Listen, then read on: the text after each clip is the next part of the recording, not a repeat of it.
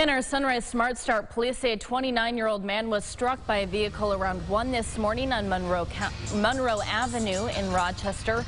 The man was transported to the hospital with non-life-threatening injuries. Officers say the driver fled the scene and has not been located. As police continue their investigation, they ask anyone with information to call 911.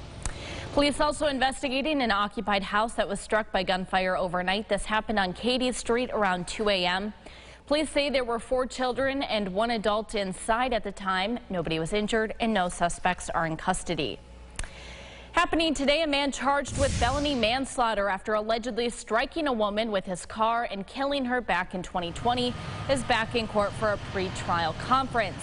Police say 31-year-old Christopher Moody initially fled the scene, but officers found him a short time later. The woman who was killed and has been identified as 44-year-old Lisa Dambra of Greece. She was walking in a parking lot near Dewey Avenue and Maiden Lane when she was hit.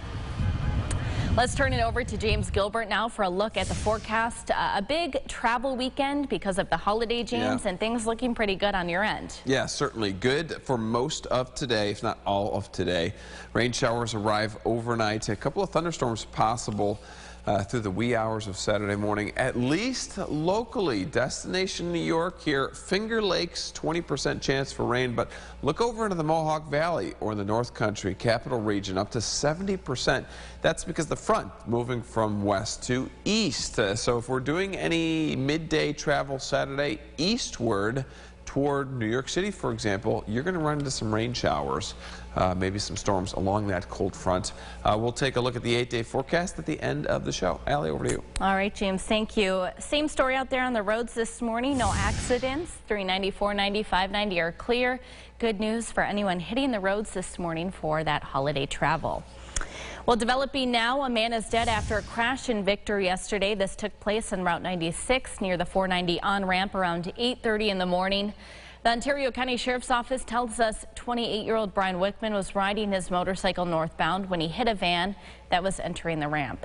Wickman was pronounced dead at the scene. The driver of the van was hospitalized with what investigators said were minor injuries. The mother of a 3-year-old Rochester boy killed in 2020 was given the maximum sentence. Andrea Lipton was sentenced to 7.5 to 15 years in prison for her role in the death of Kamir Marshall. Her boyfriend, Anthony Love, was previously convicted of second-degree manslaughter and sent to prison for 25 years. Lipton left her son with Love, who injured the boy, giving him a ruptured spleen and pelvic fractures. Prosecutors say they did not seek medical attention when Marshall was in pain, instead waiting until it was too late. Marshall's godmother spoke after Lipton was sentenced. We're happy. We're really happy. We're really just glad she got what she finally deserved. It's like a kind of a weight lifted, because up until this far, everybody believed she was innocent, or she was just this loving, caring, abused woman, and that was not the case at all. Investigators say Marshall's injuries were comparable to being hit by a car. The judge said Lipton deserved more time in prison, but she did receive the maximum sentence. Both state and local officials gathering to celebrate the completion of a new affordable housing development in Rochester's El Camino neighborhood. They cut the ribbon on Sullivan Street yesterday, where 29 new affordable homes were revealed, as well as a community center converted from a previously vacant warehouse. City officials say this project is an example of how government works to serve local communities. It's important that we collectively realize it takes a village. The resources of government have to reach neighborhoods. And this is an example of bringing resources from all levels of government to a neighborhood in the city that requires some additional investment, requires high-quality housing, and that's what we're focused on. The development totaled $13 million as part of Pueblo Nuevo Phase 2, which is part of a plan by Governor Hochul to make housing more affordable, equitable, and stable. The University of Rochester's ambulatory orthopedic center is nearing completion at Marketplace Mall. The 300,000 square foot space will soon house the surgical center and 4-story clinic tower, the largest off-site project in URMC history. In addition, a CleanCube pre-built operating room is being installed to control infection and contamination rates. We're told it's the first of its kind worldwide and is part of the university's push towards what it calls a CleanCube medical system. This facility is, if you will, a one-stop location for everything musculoskeletal.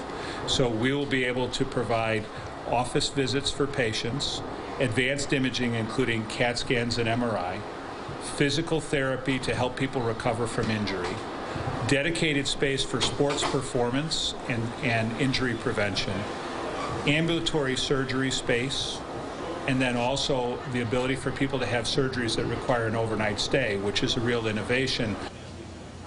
Surgery Center is expected to open by the end of this year, with the clinic tower to follow next fall. RTS will set up a bus line to the location to drop patients off at the clinic. The Supreme Court made history again this week, this time with the official swearing in of Judge Ketanji Brown Jackson as the first black female on the nation's highest court. In my family, it took just one generation to go from segregation to the Supreme Court of the United States. During yesterday's ceremony, Jackson's husband held the Bible as Justice Stephen Breyer administered the judicial oath. The 51-year-old becomes the 116th justice, replacing 83-year-old Justice Breyer, who officially retired. Black women across the country and here in Rochester now celebrating.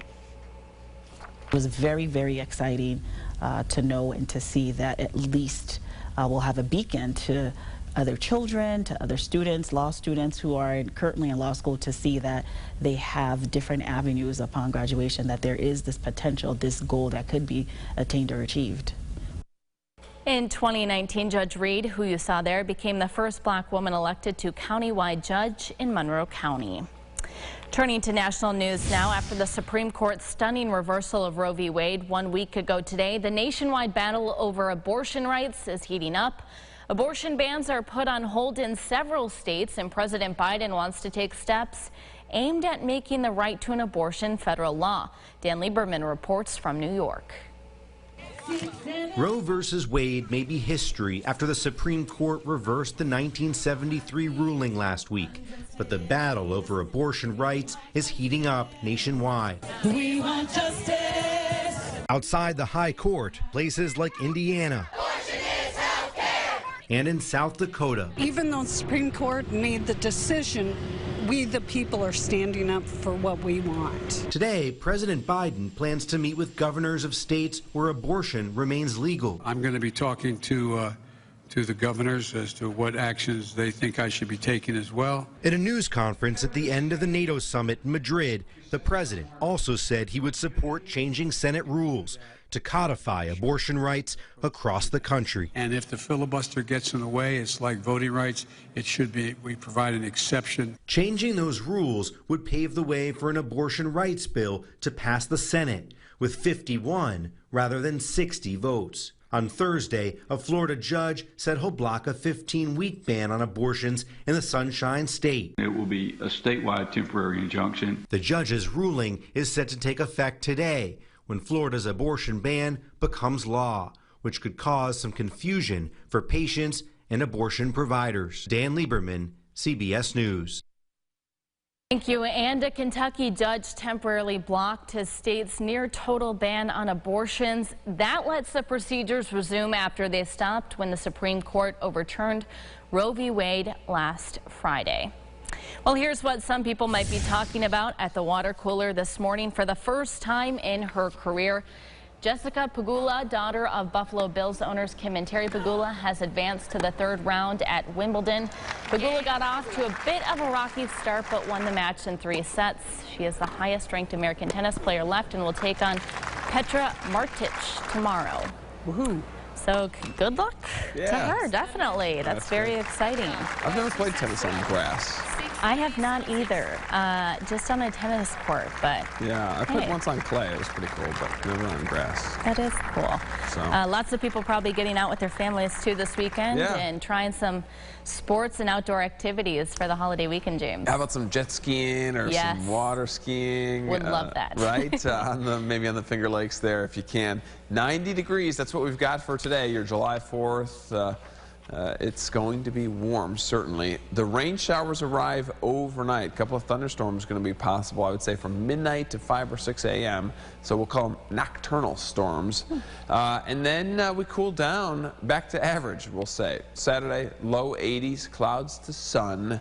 And then we are gorgeous on Sunday, Independence Day. Monday looks great as well, the July 4th holiday. And then next real chance for rain likely comes on Tuesday. So enjoy it, spend some good time with family. Yeah, enjoy the holiday weekend, definitely, and the nice weather. Thank you so much for watching News 8 at Sunrise. Our next update is coming up in 30 minutes. CBS Mornings up next.